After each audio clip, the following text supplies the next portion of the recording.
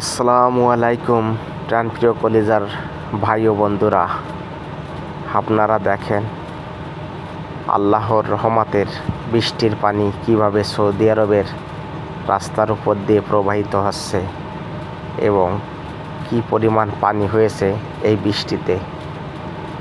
আল্লাহর রহমতের বৃষ্টি রাস্তাঘাটের উপর দিয়ে 1.5 হাত 2 হাত পানি হয়ে গেছে, গাড়ির চাকাগুলো তলিয়ে যাচ্ছে। সাধারণ ঘণ্টাখানেকের বন্যায় বৃষ্টিতে যদি এরকম বন্যা হয়ে যায়, আর যদি এভাবে বাংলাদেশের মতো একদিন হতো তাহলে কি অবস্থা হতো।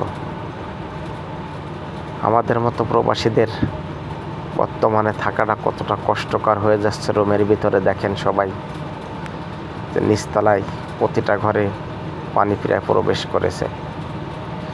আল্লাহ সবাইকে হেফাজত করুন।